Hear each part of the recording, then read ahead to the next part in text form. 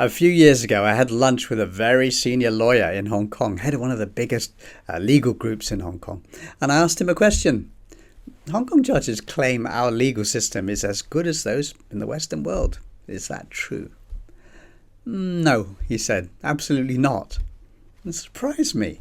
But then he continued, our system is not as good as the Western systems. It's better, way better. He said he would show me how. And this guy, who was British, by the way, he did show me with a diagram. It's very simple. In other countries where your population is 5 million or 500 million, you have judicial systems which select top judges only from within the local profession. But Hong Kong is a tiny place, just a single city. But it has this amazing system in which the best judges from around the world create a remarkably high-powered top layer. They come from Asia Pacific, from Europe, from North America, and so on. Now, the world's top brains in common law all serve a single city. And this is a low-crime city too, with relatively few cases to try. So the British guy, arguing that the Hong Kong system was better than the systems in other countries, had all the evidence he needed to back up his assertion, as a good lawyer should. Evidence, data, facts. Now, is Hong Kong's international judging system still intact? Yeah, after 2 resignations announced this week, Hong Kong will still have 4 judges from Australia, 3 from Britain and 1 from Canada.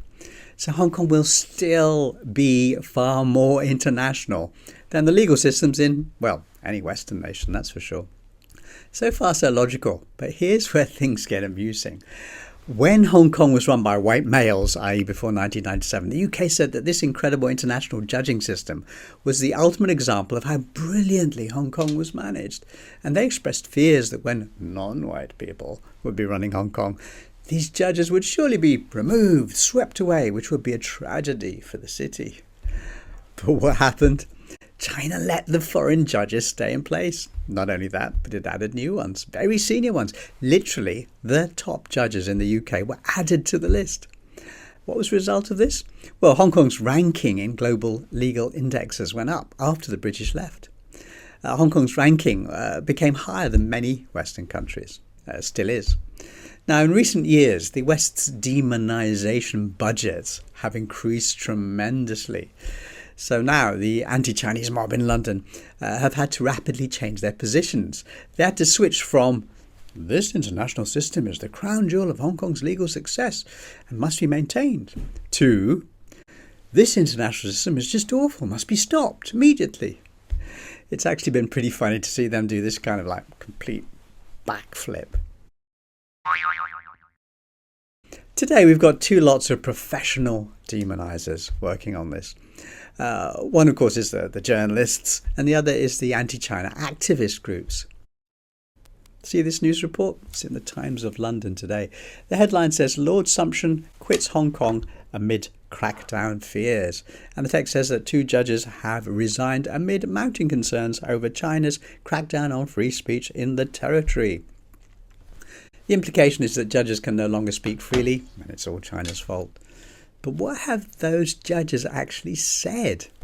One was quoted in the press saying, "I have resigned because of the political situation in Hong Kong, but I continue to have the fullest confidence in the court and the total independence of its members."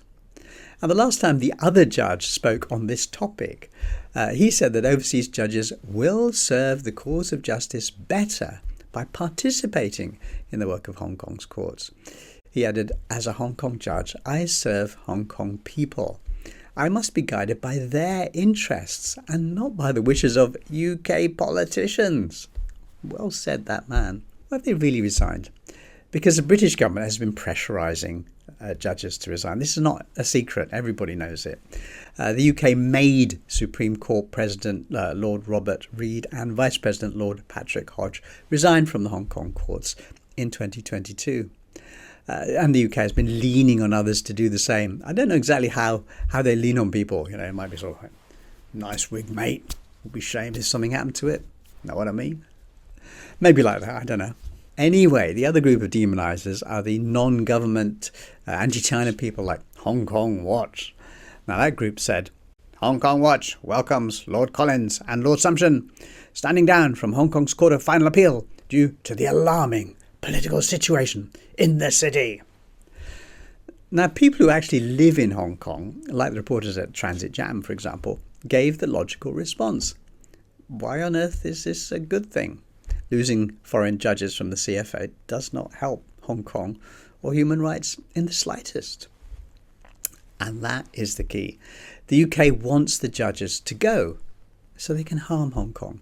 But they want to damage our society while blaming the victims. You know, some of the Hong Kong haters have started Patreon or Substack pages so they can earn money for their anti-China rants. Like this guy, who's now based in, no surprise here, Washington, D.C. I heard one Hong Kong person saying that the city would be a terrible place if it was run by the people demonizing it from overseas. Patriots ruling Hong Kong, he quipped. Yeah, that would be scary. Fortunately, we don't see any sign of that happening. Hong Kong people are much too smart. Don't bet against Hong Kong people. You'll lose. Peace.